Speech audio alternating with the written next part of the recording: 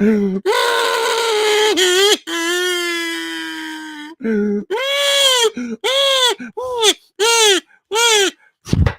enough of that. Hi, I'm a little extra goofy tonight because I'm a little under the weather. When I get under the weather, I get a little extra goofy. If I wasn't goofy enough, I'm a pretty goofy guy to begin with. Okay, goofy. Can you think of a third G word? Goofy guy, goofy, gaffy guy, goofy, goofosaurus. I don't know.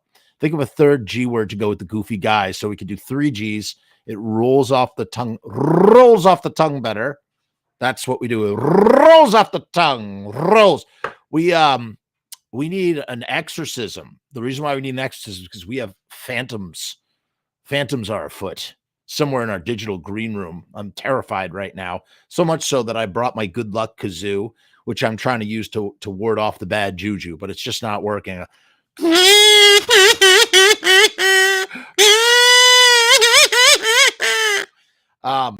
Let me tell you a little bit about the Phantom that we have rolling, because this Phantom, he's got all his P's and Q's in order. Sometimes I have people on here and they don't have like EPKs or like official press kits and things. And some people do. And when they do, that means that I can speak about them more because it's awesome. The thing about the Phantom is it's more than a mere performance. You see, the Phantom delivers an electrifying spectacle. That's the thing to remember. It's this group, this outfit here is fronted by the Phantom himself, a larger than life figure draped in a signature cape and afro. The band has pioneered a unique musical genre that is known throughout the land as Ghoulish Rock N Roll. Seamlessly blending surf, garage, and rockabilly elements with frenzied, forbidden fun of an old horror movie, they've established a worldwide following. That's the key thing to remember, is they are going to take over the world if you're not careful. Originally known as Isaac Rother and the Phantoms, the band has sort of undergone a evolution, if you will, reemerging as the Phantom A.D. and haunting our digital green room right now as we speak. Okay. It reflects a new chapter in their macabre musical journey. While the name has changed, the ghoulish energy and most importantly, the commitment to the hauntingly good sound remains stronger than ever. And that's the key thing to remember. The Phantom A.D. have a brand new album. It's called the Phantom A.D. Plays Rock and Roll. And let me tell you something. According to sources that I am not looking at right now, it is a thrilling testament to their signature style, offering fans, because, fans of the Phantom, they spell their name very special, just like fish fans, actually, literally. Sorry, I just realized the connection, because obviously this is also a jam band. No, I'm just totally making that up. Do not believe me. It's not a jam band at all. But the fans, the PHANs, the PHANs, it gives this new record is giving them a spine-tingling ride through the most dynamic and monstrous tracks yet. With this new release,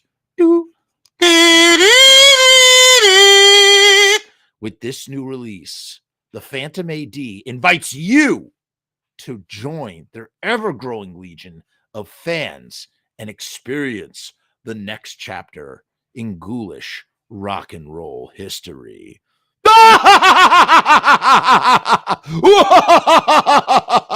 And without further ado, I'm terrified right now, scared out of my wits, to introduce to you, back haunting our digital green room, the Phantom A.D. himself. So, Jeff, cue the spooky kazoo as we bring out the Phantom.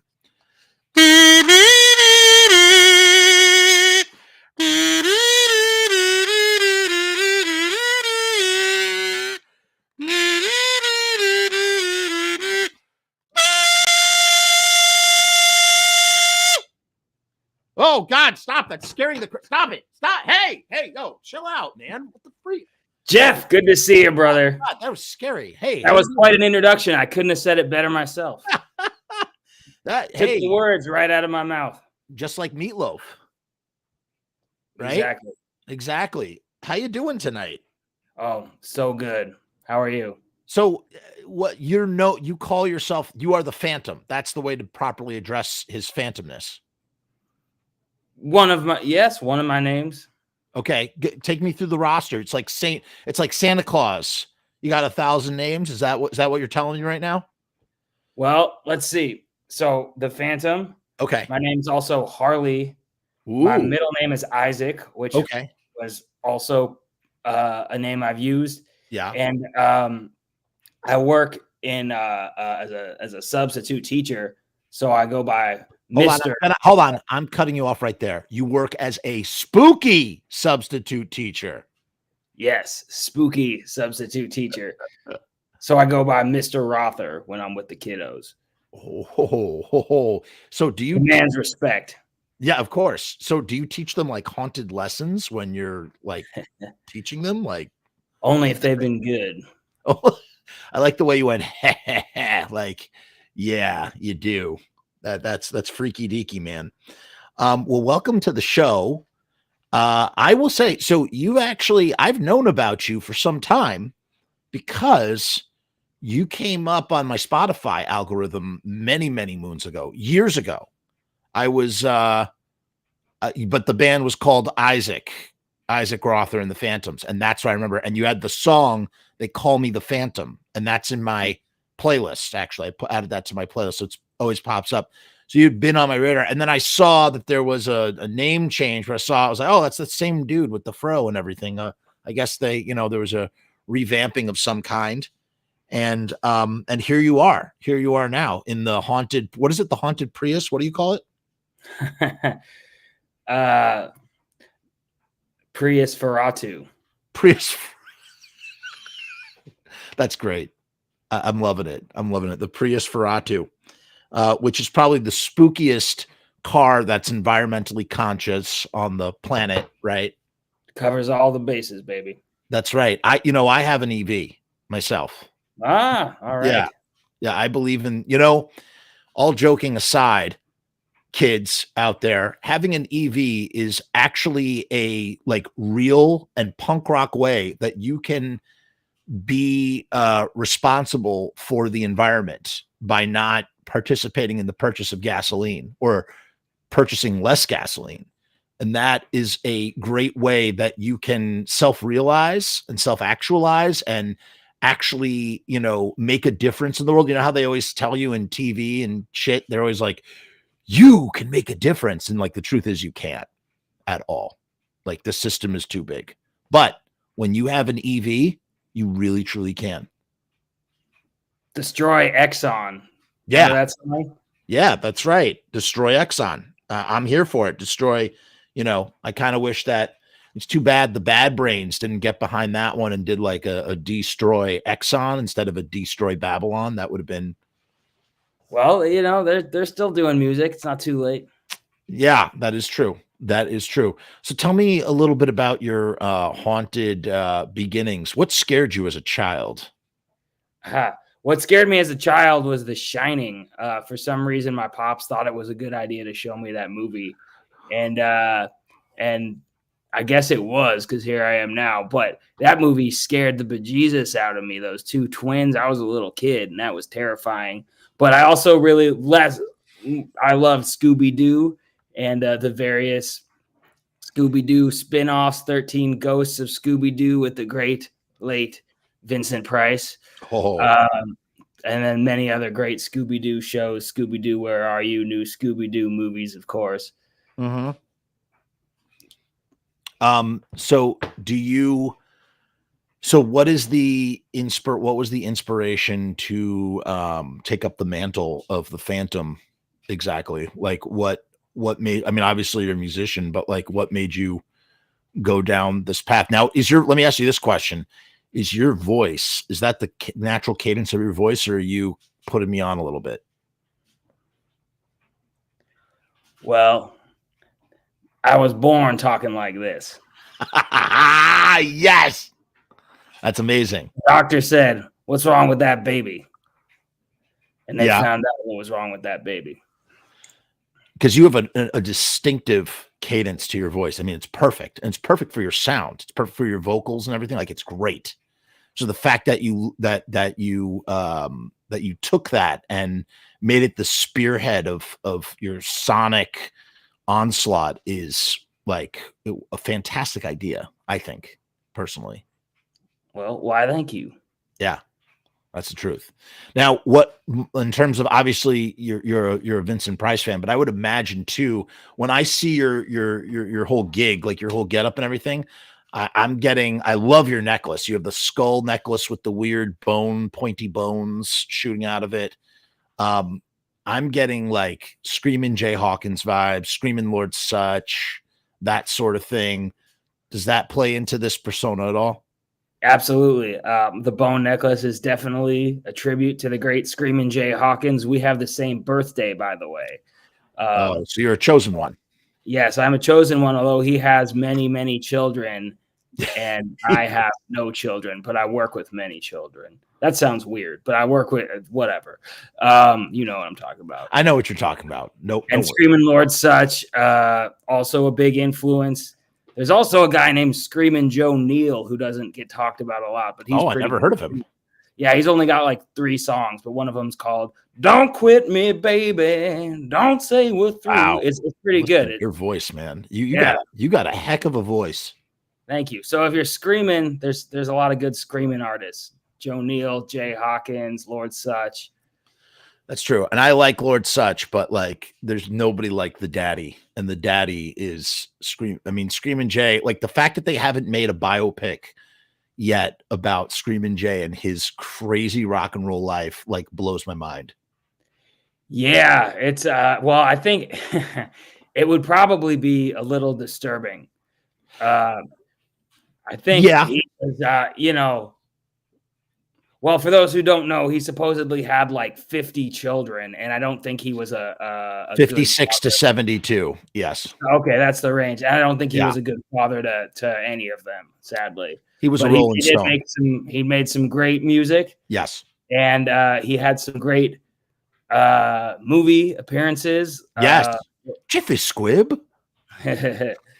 Yes. So interesting guy, definitely worthy of a biopic, or at least some more documentation and recognition of his works and contributions. So I think that when it comes to Screaming Jay, the way to go about it is you don't want, Stephen King, and it's not Stephen King who said this originally. I think it was actually, Mark Twain who said it originally. When confronted with the truth and the legend, always print the legend.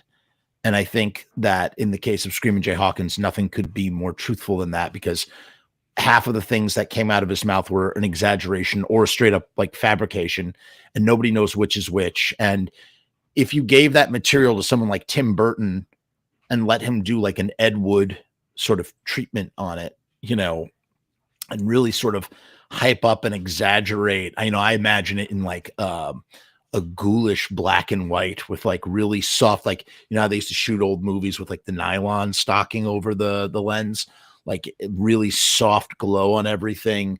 And, just sort of make it like 75% biopic and 25% like heightened, exaggerated, stylish, or maybe even a 65%, 35%. And just go through all the tall tales that Jay, Jay was a wrestler. He was captured by the Japanese in World War II. He's descended from Blackfoot Indians. Like, just, there's all these tall tales about Jay, and the reality is that just nobody knows what is what. Nobody, the legend. Are you familiar with the legend behind the recording of "I Put a Spell on You"? Refresh my memory. So the legend goes that "I Put a Spell on You" was supposed to be a waltz, like an upbeat waltz. Dun dun dun dun dun dun dun dun dun dun dun dun dun dun dun. I put a spell on you, like something like that.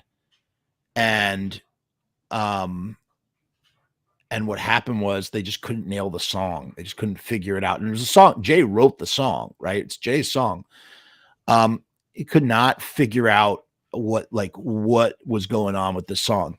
So Jay and Frustration got stinking blind drunk on wine, just obliterated, blacks out, goes into the booth, wakes up the next day, and what's on the tape is him in a blackout drunken stupor, hauntingly. Just the whole vibe changed when he went to the vocal booth and sung it differently, and it changed the record, and he has no idea how he did it. Now, how much of that is real and how much of that is improvised, I mean, I don't know, but it makes for a great story, and I want to believe that it's true.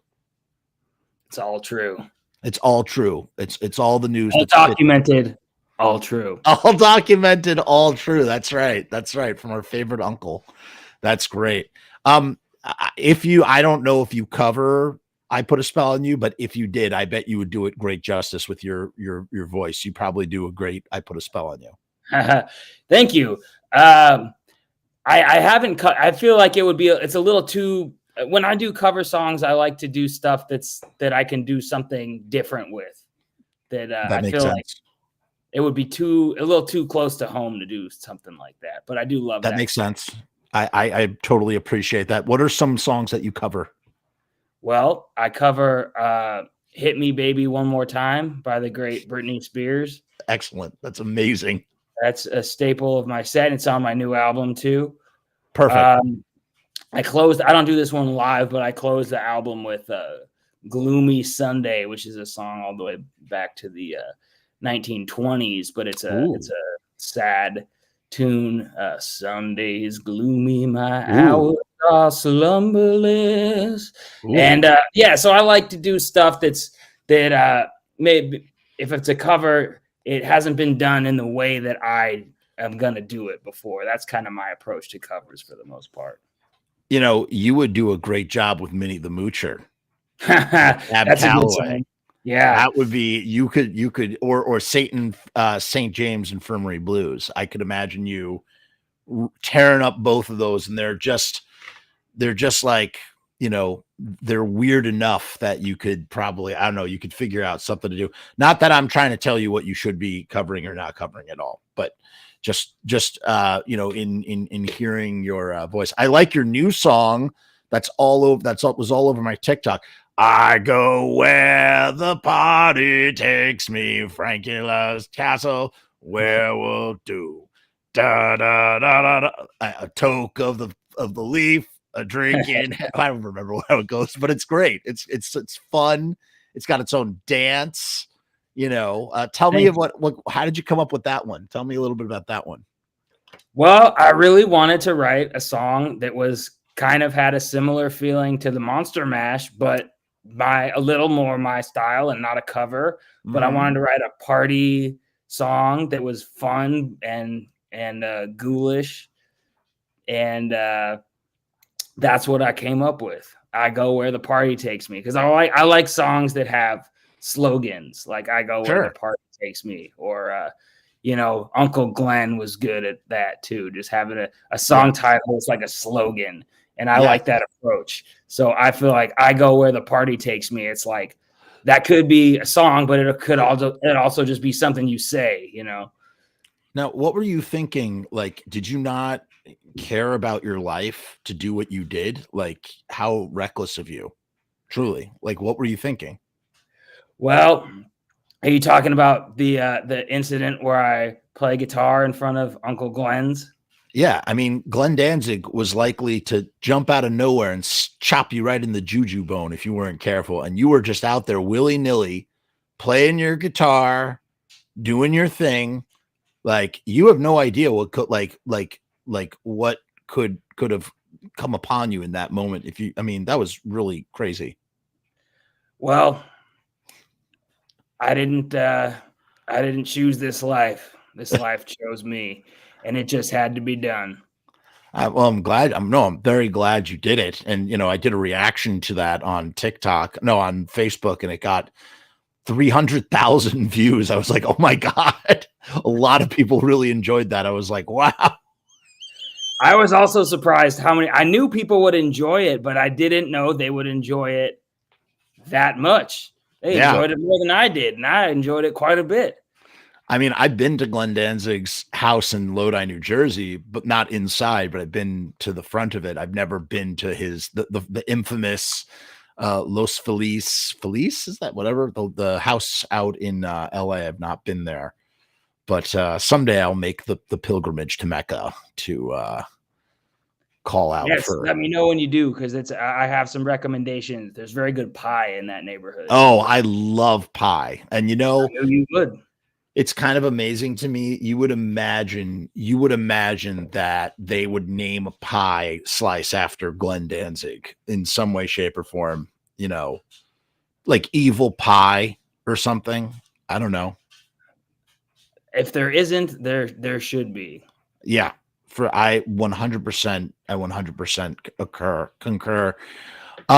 So I see that you're about to jump on the road in not Prius Ferratu, and is this like you did like a test run on a couple of dates just to see if your vessel was seaworthy, I suppose. Is this your first big like continental tour, or have you been touring for a while? Well, it's my second as the Phantom, or in this project, it's my second continental tour. I was in the East Coast, or on the East Coast, Midwest and South last year in June, and I'm going again this year in June. Amazing. And then the previous time I'd been there was many years earlier in a punk band, but that was quite a long time ago. What do you play in the punk band back then? I was a singer. Oh, you were the singer. That makes sense. I can appreciate that. That makes total sense. Is there a favorite like area that you've found in this country that we have, this large looming country that we have, that you really enjoy traveling to more than any other? Well, I like a lot of places. And I'm glad you asked that, because I'm from the West Coast, and in the West Coast, everything is very far apart. Like, I'm in the Bay Area. It takes about 12 hours to get to Portland. It takes about 6 or 7 hours to get to Los Angeles. So I'm used to these long drives. Once you get into the Midwest, everything is 2, 3, 4 hours apart, and that's a beautiful thing. But yeah. I really like the Midwest. I think the Midwest is very underrated. I like the East Coast, and I really, really like the South, because that's where a lot of my favorite music comes from. And the people down there are really great, and their food is pretty good. And I've always just had a good time down there. Yeah, man. I can dig that. I can appreciate that. What's your favorite Southern food to eat? Do you have one?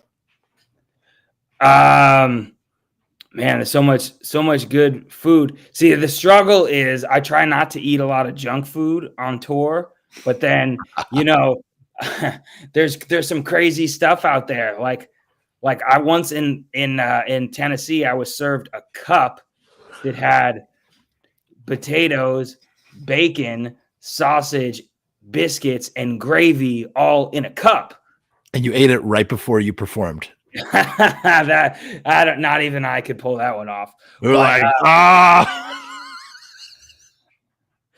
But there's some interesting food in the Southern land, and many of it is delicious. But like I said, on tour, that's the struggle, is I try to eat pretty healthy. Because otherwise, if you don't kind of make that rule for yourself, you end up eating fast food all the time, which is not really what you want to be doing. It's an endurance trial. I've done one tour in my life. I toured with a band that will remain nameless across the United States and across Europe, and it was their farewell tour at the time. They since got back together, and it was like, I loved the experience of being on a tour. It was great. It was absolutely great, but it's not something I think I would want to do again in the way that we did it. And only for 6 of those dates where we were on a tour bus, and the rest, Europe was in a Dodge Sprinter, and then America was a box truck. And it was, it was not the easiest thing to do. There were like 5 of us in this thing, and it was not easy. And what was interesting was, you really do need to eat or try to eat healthy because it's an endurance trial, and you're basically doing a marathon, and the marathon doesn't end. It's not just like 1 hour a night. You are constantly doing stuff. We have Count Zacula's here. Count Zacula says, "The Phantom." Zacula. Hi, Zacula. How are you? But like, it's an endurance trial, and it's not easy to endure if you not taking care of yourself. So it's a very good rule to have. Plus, you go to truck stops. I don't know about you, but I got a junk food kink. So when I see some weird shit, I'm like, that is, I don't drink booze, I don't take drugs. So for me, like when I see that they have like cotton candy flavored, whatever the fuck, I'm like, oh, give me. I'm like, I'll take 3, please. And yeah, I'm glad you said it, because that's a weakness for me too, is the whatever the fuck. If it's just like, oh, a Snickers bar, it's like, who cares? You could get that anywhere. But if it's something crazy, right, then it's like, man, I better try that now, because who knows what'll happen tomorrow. It's more about the experience. Like, it's not like there's never a time where I'm like, hey, I want to eat that every day. It's like, what is that? I need to try it. Okay, I tried it. I don't care anymore. I just needed to get that. But when you are doing that every day with a different thing that's equally as bad for you, it accumulates. You get tour plague, and you're like, you get tour plague, and so you got to be careful. Plus, everyone's different. I have friends that eat a lot of fast food, but personally, when I eat fast food, I feel immediately like trash, and that's not how I want to be feeling most of the time. So you eat healthy, and you drive a Prius, and you're a teacher trying to make the world a better place. What you're telling me is that underneath the veneer of the Phantom is a really good guy just doing his thing in the world. And I think that's great. Well, thank you. I appreciate that. I try to be a good guy, and I try to do right by everyone. And playing music, I get to meet so many people, and I feel like that's a blessing. And it's almost always a great experience. And I'm just very happy to be talking to you and to be able to do this at all. Yeah, I dig it, man. Now you have, well, first let's talk a little bit about your gear, because I've noticed that you play some really cool looking retro instruments, and I don't know enough about guitars, the vernacular, so I'm not going to sit here and try to pretend I know what they are. They just look very vintage to me. What is it that you're playing, and why that stuff in particular? I think I know why that stuff in particular, but I want it. You tell me what it is. Why? Okay, well, the main axe I play is custom made by a dude named the Fat Dog in Berkeley, California, who he named himself after, like, there's the Howlin' Wolf, and he's the Fat Dog. Yeah. So he's the Fat Dog, but he's been making guitars since the late 1960s at this funky little guitar store in Berkeley, California called Subway Guitars. So he made me a custom guitar there, and it's very affordable, which is something I appreciate too. He made me a guitar that's I've got the only one except for the matching bass that I have, but it's based off an Italian guitar called the EKO Roke guitar. So for all the guitar nerds can look up the EKO Roke is the original, but then mine's a little different than that, but it looks like that. And I picked that guitar because I nobody else has one, really. Maybe you can find some. Right, you want to have the signature instrument like Johnny Ramone or whatever. Yes, trying to. You got it. I got it. Totally got it. That's really cool. And then I also noticed that you are that you really into the music videos, which is great. It's very important. I think, it's funny in this day and age, especially like right now, even say really in the last 5 years, but especially now, like as important as it is to tour, like there's two pivots for musicians. They need to be touring as often as they can afford to, and they need to have a presence on YouTube, because the first thing people do when they see your picture, your name, first thing they're going to do, if they're not going to Spotify, they're going to YouTube. And, more people, I think, go on YouTube than they do on Spotify. So to have like really good videos of both the live band as well as like produced music videos is a really great asset in the year 2025 if you're trying to establish a name and a brand for yourself as a musician. It's super important.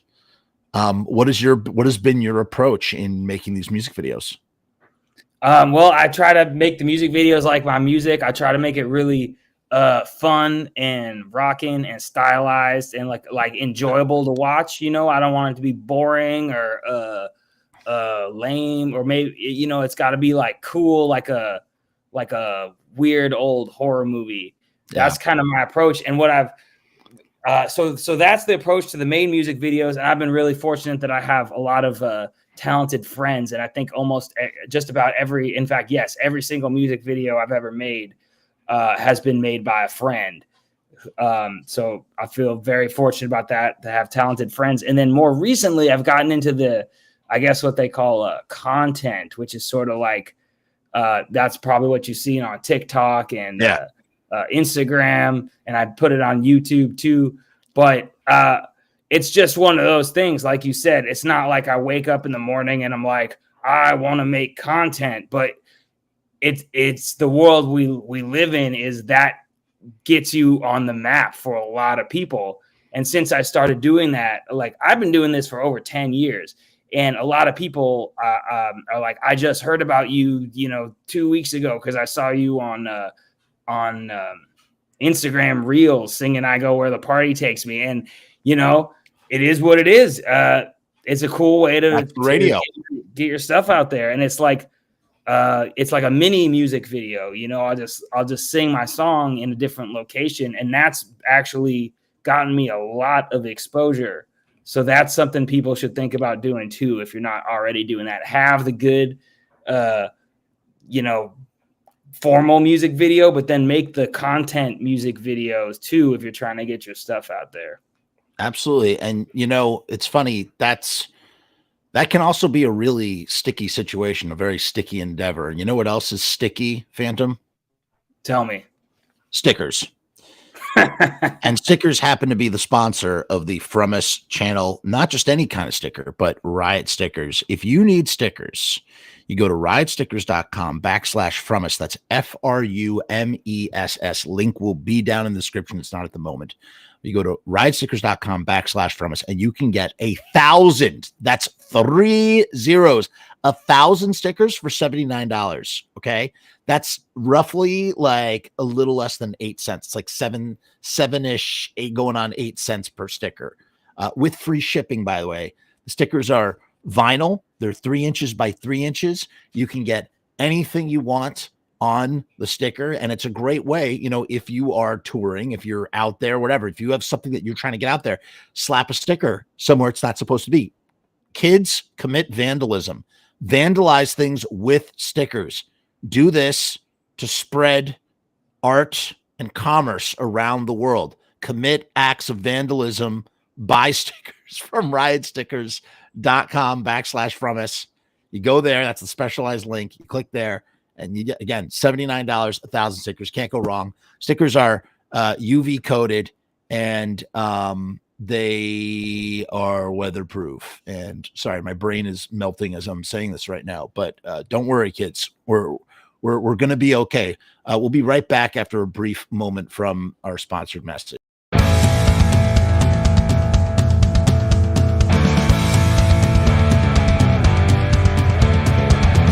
We make stickers, banners, and buttons too. Posters and promo cards. There's nothing we can't print for you. From stage backdrops to bass drum heads. We can print on shirts. We can print on hats. We can print on pants. Cheap prices and high quality. Quick turnaround times and free shipping. We also offer free artwork support. Great customer service and so much more. RIOTstickers.com. Riot Stickers, we are the bomb. RIOTstickers.com. Riot Stickers, we are the bomb. RIOTstickers.com. Riot Stickers, we are the bomb. RIOTstickers.com. Riot Stickers, we are the bomb. And that is a promise. And in the time that it took me to play that little sponsored message, I actually put the link is now down in the description, and we'll add the Phantom website there too. I just didn't have it. Literally threw this up moments before we went live. So now we're a little bit more established. In any case, and that's all I have to say about that. Who are some? Oh, we got a comment from Count Zacula. This is pretty cool. He says, "I used to work at Warner Brothers Animation." Zach is actually, Zach's worked on several really cool TV shows that you've definitely heard of. If you go to ZachBellissimo.com, check out all his stuff. He does all sorts of great stuff. He says people at the Warner Brothers Animation, people would leave freebies in the common area. In the common era, someone left an Isaac Rother and the Phantom sticker, and that's how I learned of the Phantom's music. So how about that, Phantom? Love it. That's cool. I wonder who left that sticker there, but we may never know. It wasn't me. It sounded like I was implying that was me, but no, I've never been to the Warner Brothers building, so it was not me. But that's cool. I love that story. I think that, some unsolicited advice. I think you need to do something with Bigfoot. Like, there's got to be you got to be searching for Bigfoot in a music video. I don't know why. I love Bigfoot. I've never found him, although there is a Bigfoot Discovery Museum. In California, which is about an hour and a half for me. That is a wonderful place to visit. I've heard it may be closing soon. I really hope not, but the Bigfoot Discovery Museum in Felton, California is a place you got to visit. There's also a Bigfoot festival in Northern California, but yeah, I really want to collaborate with Bigfoot if I can find him. And you got to do a mockumentary for your YouTube channel about collaborating with Bigfoot. You work with him in the studio. Rockumentary. Like, totally not a mockumentary because Bigfoot's real. So it would be a rockumentary. Correct. So thank you for correcting me on that. I was totally I don't know where I was out of line just now with what I said. We know you're real, Bigfoot, and I'm so sorry for suggesting otherwise. How did you make your skull necklace? How did you do it? I collected the bones in the wilderness and stitched together a necklace after, of course, having it blessed by several shamans of various spiritual denominations. Excellent. You got to do that. Listen, I found a deer skull bleached clean in the woods behind my house. And, there was a bit of trepidation of am I bringing a curse back to my house? And ultimately it lives in the yard. Actually, I put it's in a flower patch. So there's it's basically skulls and daisies. And I would imagine that if Glenn Danzig saw it, he would write a song called Skulls and Daisies, because, Skulls and Daisies. Whoa, listen. Whoa. The Phantom waits until 37 minutes and 59 seconds to bust out the illest friggin' Glenn Danzig impression. He's like, let me bury the lead. Let me not I'm the guy who's always talking about Danzig nonstop. He's like, let me wait until we're this far into the fucking thing. And I'm just going to bust out the friggin' velvetiest, creamiest friggin' vocal that Glenn Danzig-esque vocal ever. That was amazing. A+. Well, thank you. If only Skull and Daisies had come up earlier. Yes. I mean, that would have been, oh my God. It's kind of amazing. I lament this a lot on my channel about how every song in the last 20 years from Glenn Danzig has the word black, skull, evil. There's just, you could literally write a song about any of these things, and then just be I don't know, I don't know. I'm trying to think of something right off the top of my head, evil fried chicken. Whoa, evil fried. I think about that song, Night Star Hell. Night Star Hell. He just goes, that's over and over and over again. He's like, Night Star. Gotta love Glenn. You know what's funny is I went to his most recent show we did in the area, which was only a few months ago. And he made a big deal about playing a song from the soundtrack of The Hangover Part 2. Oh, right. So, yeah. Black Hell. Yeah. But okay. Yeah. That was it. I just thought that was a strange, he was kind of playing it off like now cool. That you all want to hear song from The Hangover Part 2.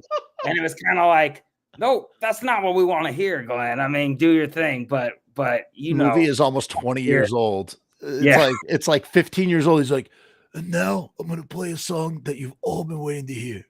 Black Hell. Like as if anybody was like, as if everybody was clamoring. He's sitting there, he's like, yep, I'm gonna do something nice for them tonight. I'm gonna do Black Hell, and everybody's gonna love it. You may have heard of a little movie called The Hangover 2. Like he's just getting around to like watching The Walking Dead. He's like, there's this new show. It's called The Walking Dead. Like, he's just so far behind in like, you know, like pop culture these days.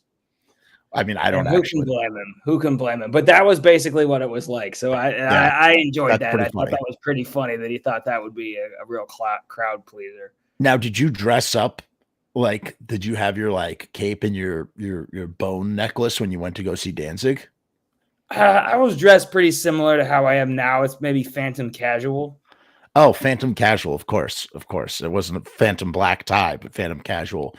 I just kind of feel like if you're going to a Danzig show, it would probably be appropriate to do that, to dress up with but no one's gonna look at you funny if you're wearing a bone necklace, you know.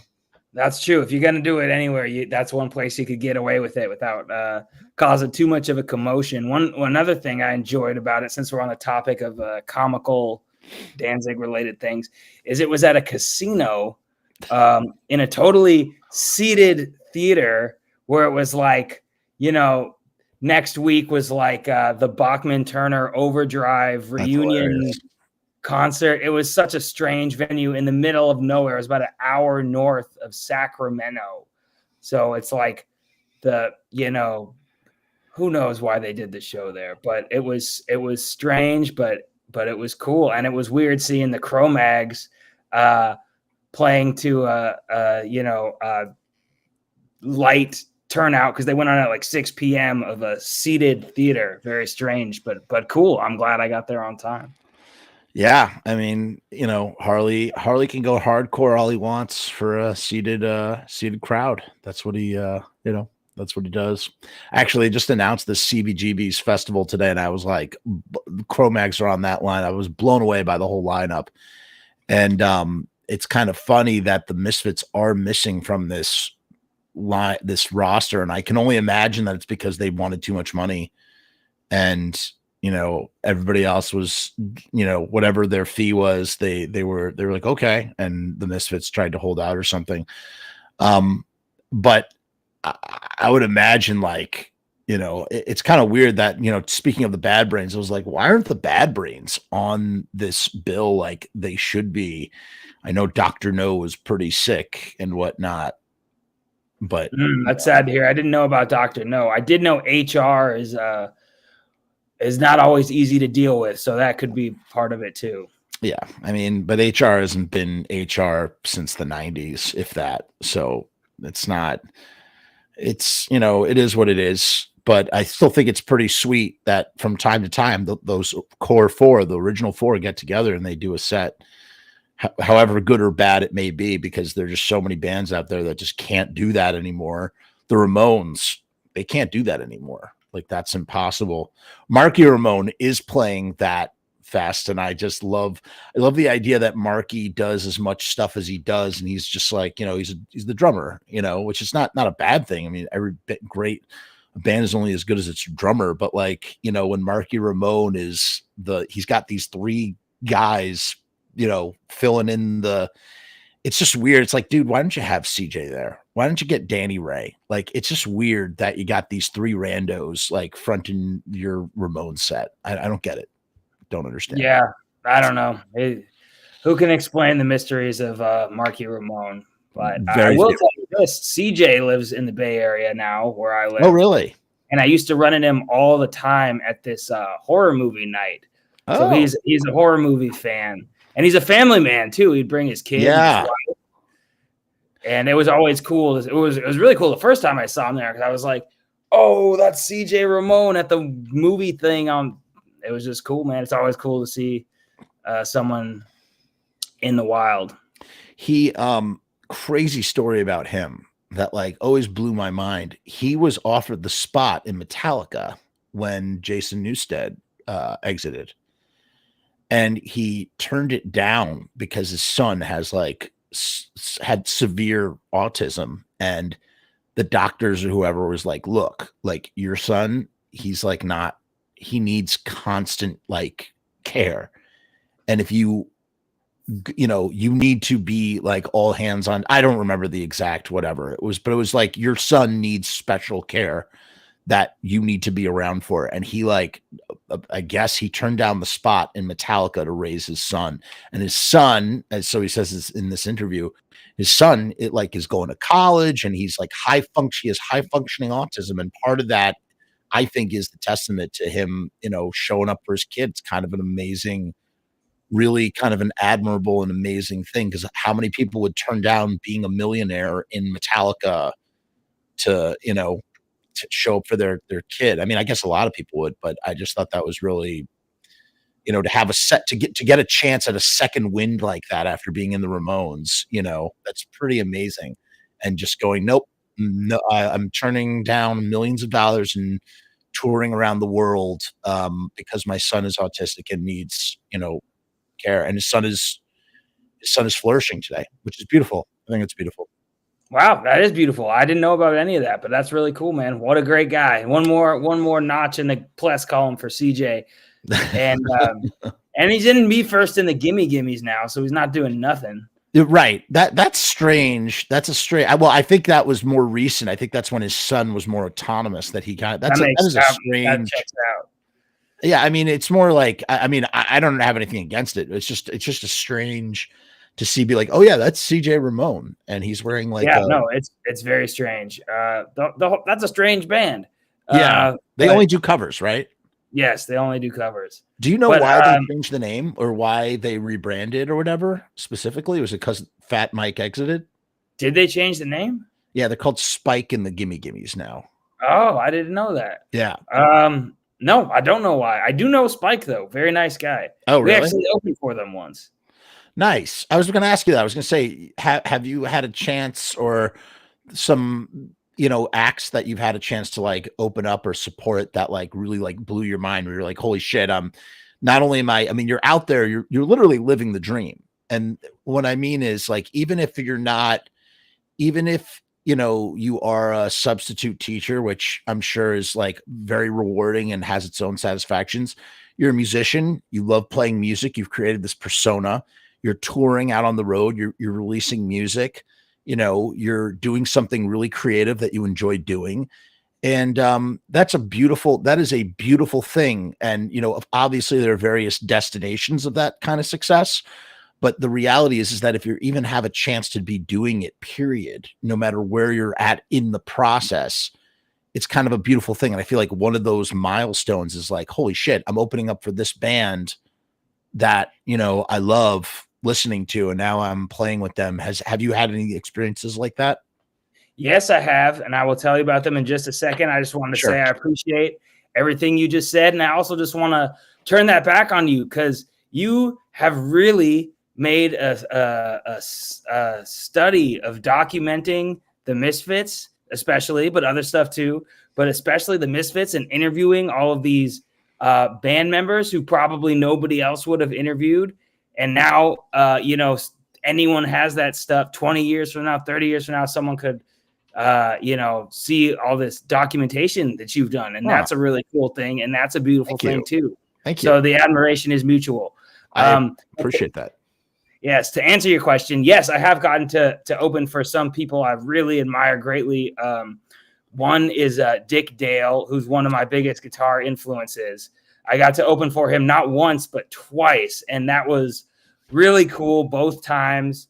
He was a phenomenal performer, really interesting guy. And he's one of those people where it's just like, kind of like Screaming Jay. There's so many stories about him, and you don't know if it's all true or none of it's true, but that he's a martial arts expert and a pilot, and he has pet cheetahs and all kinds of stuff like that. But that was always really cool. And he had this crew of like old guys that would all like they'd show up way before he would just show up right before he went on. But he had all these like a whole entourage of guys that all had like Dick Dale crew t-shirts on. And And yeah, that was really special. And the other one I want to bring up is the great Wanda Jackson. I got the opportunity to open for once, who's known in some circles as the queen of rockabilly. And that was really cool too, because those are both big influences on me, but also, you know, from like maybe 3 to 4 generations before me. So it's very special to be able to open for people that kind of created the genre of rock and roll that I work in.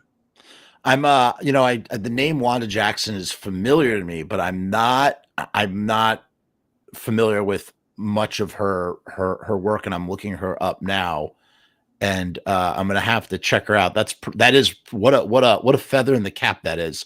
And my God, Dick Dale. I mean, talk about legends. I mean, you know, in the same way that we revere someone like Glenn Danzig for basically inventing a genre of music, or at least taking a genre of music to a whole new level, whatever, however you want to put it.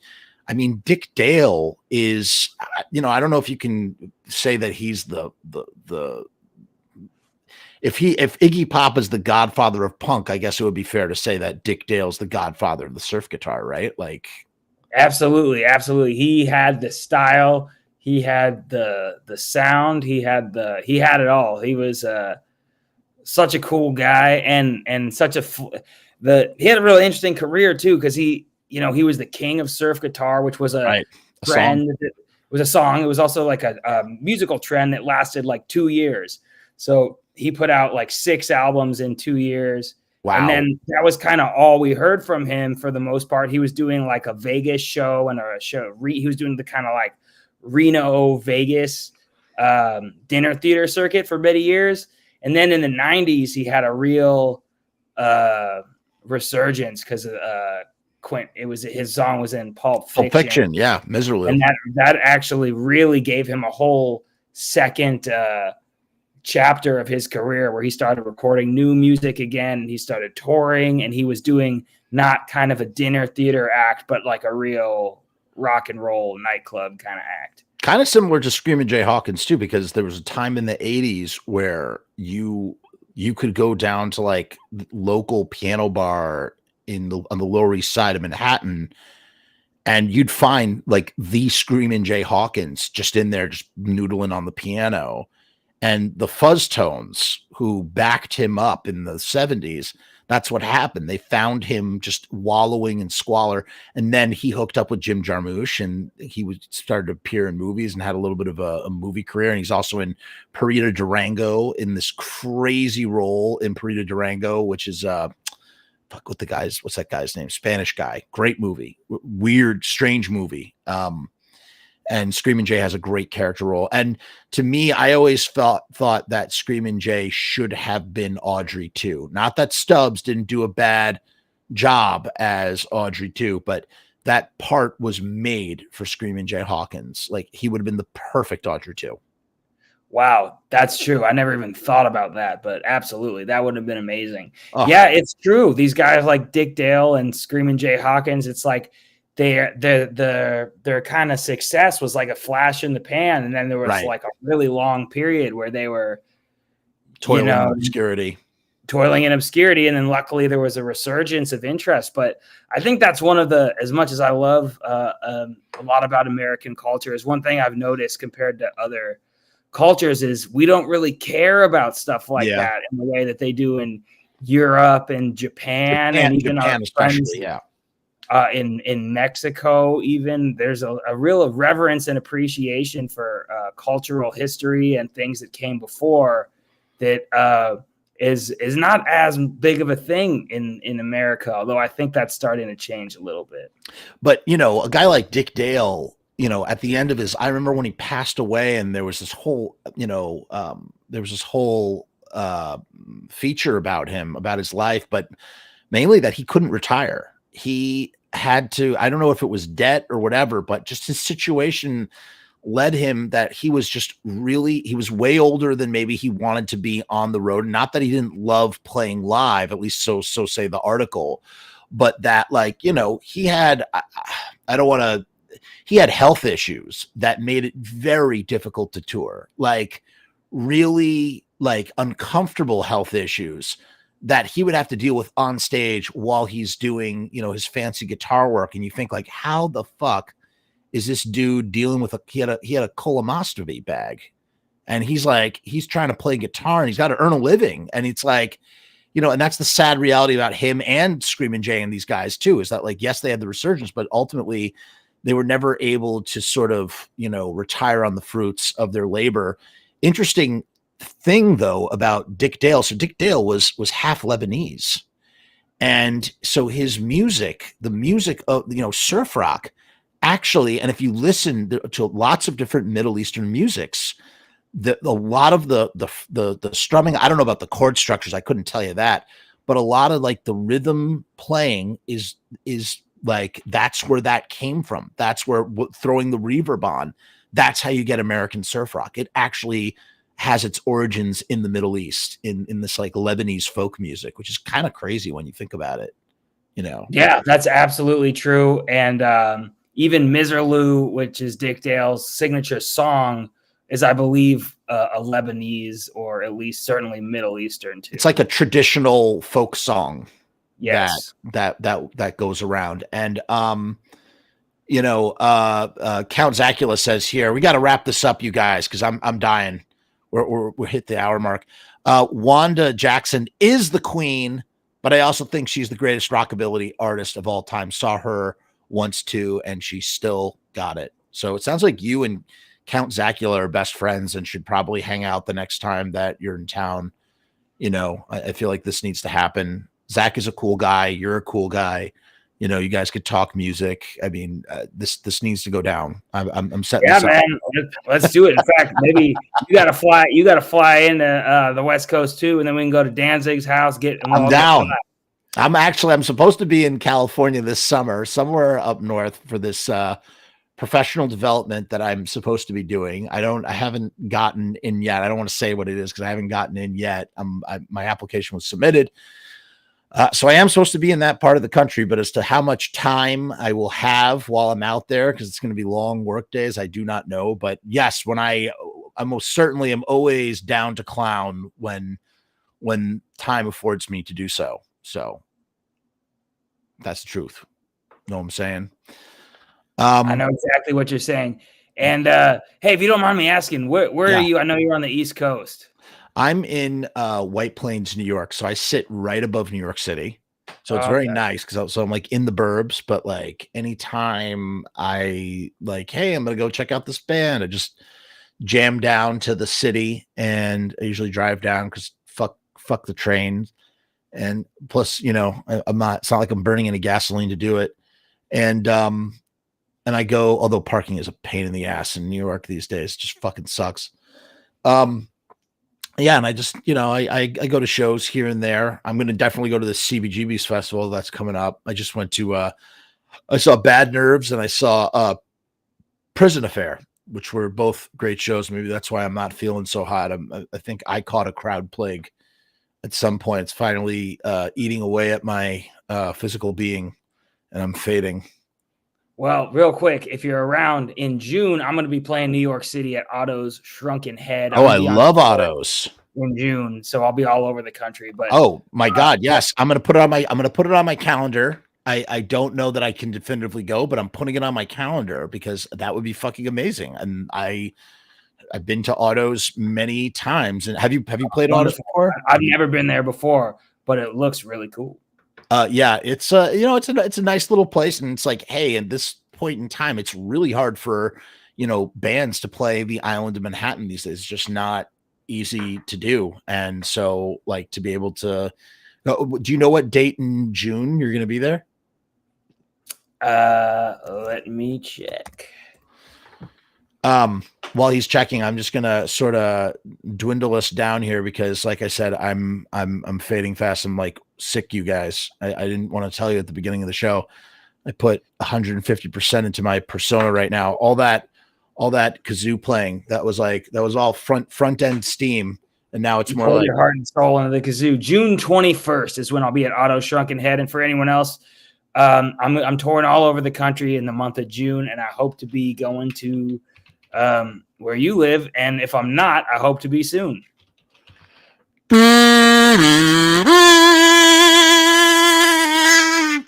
The Phantom is coming. Yeah, that's what he does. He does his Phantom, his whole Phantom shtick here. Let me ask you, Phantom, do you act in movies? Have you ever acted in movies? Do you do any stuff like that?